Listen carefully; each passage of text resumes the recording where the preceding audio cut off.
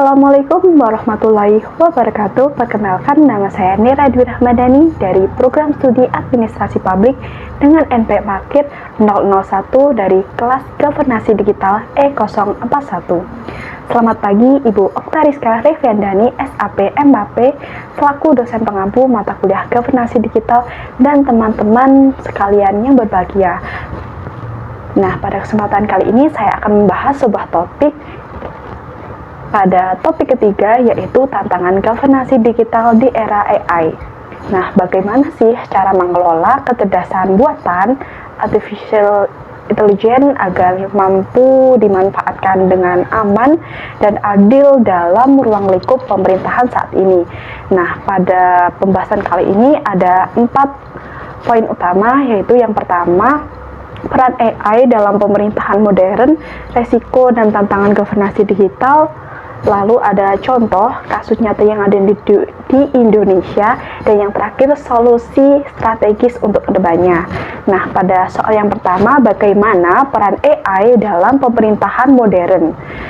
Nah, peran AI dalam pemerintahan modern sangat memiliki manfaat yang signifikan untuk bertransformasi dari manual ke digital, mencakup peningkatan efisiensi administrasi melalui otomatisasi, pelayanan publik yang lebih baik melalui chatbot, analisis data warga, lalu bisa untuk pengambilan keputusan berbasis bukti, serta mampu membuat keamanan dan pengawasan yang lebih efektif, analisis prediktif kejahatan, sambil tetap menantang dalam hal privasi data dan kesenjangan digital, memerlukan regulasi yang harus jelas. Nah, peran utama AI dalam pemerintahan yang pertama itu otomatisasi dan efisiensi operasional. AI mengotomatiskan tugas rutin seperti pemrosesan dokumen, analisis data kompleks, dan manajemen sumber daya, mampu mengurangi waktu dan biaya. Lalu yang kedua, peningkatan pelayanan publik. Nah, peningkatan ini bisa melalui chatbot, memberikan respon cepat 24/7 untuk pertanyaan warga seperti syarat-syarat perizinan dan lain sebagainya.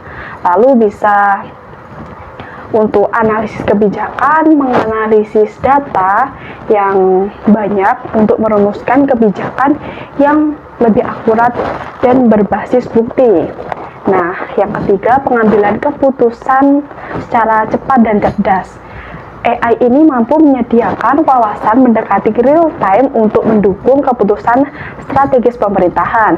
Lalu pertanyaan yang kedua, resiko governasi digital apa yang akan muncul? Nah, resiko dan tantangan dalam governasi digital ini, yang pertama, privasi data, kekhawatiran tentang profiling warga yang berlebihan dan berpotensi penyalahgunaan data. Yang kedua, kesenjangan digital, memastikan semua lapisan masyarakat dapat mengakses layanan berbasis AI ini.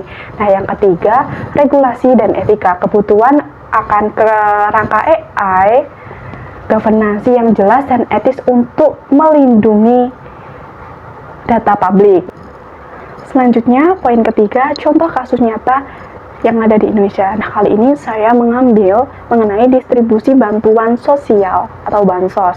Nah, pemerintah menggunakan sistem berbasis data DTPKS yang melibatkan AI untuk mengetahui algoritma menentukan siapa yang berhak menerima bansos. Namun, tantangan pada penggunaan sistem ini masih belum akurat. Sering terjadi kasus di mana warga miskin yang seharusnya menerima justru terlewat, sementara keluarga yang ekonominya terbilang cukup mampu masuk ke dalam daftar penerima bantuan sosial. Dan yang terakhir, yang keempat, solusi strategis agar pemerintah dapat mengelola teknologi ini secara efektif. Nah, solusi yang mungkin bisa diterapkan, yang pertama yaitu membuat etika AI, membuat kode etik AI secara nasional yang mewajibkan adanya transparansi, akuntabilitas, dan mitigasi Resiko penggunaan AI, pemerintah harus bisa menjelaskan keputusan AI dengan secara jelas dan akurat.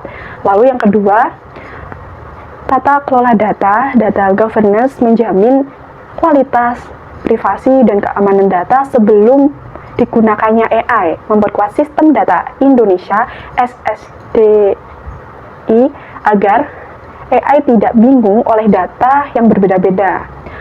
Yang ketiga, peningkatan kapasitas sumber daya manusianya sendiri, yaitu melatih ASN menjadi AI ini sebagai asistennya, orang yang paham bagaimana AI ini bekerja, cara menggunakan AI, dan cara menjelaskan hasilnya kepada publik ataupun masyarakat. Nah, yang terakhir, keterlibatan multi-stakeholder. Governansi tidak bisa dilakukan sendiri oleh pemerintahan, namun harus melibatkan berbagai stakeholder, melibatkan mulai dari akademisi, industri teknologi, dan masyarakat sipil untuk mereview dan pengawasan implementasi penggunaan AI ini dalam sistem pemerintahan. Sekian dari saya, apabila ada kurang lebihnya, mohon maaf. Wassalamualaikum warahmatullahi wabarakatuh.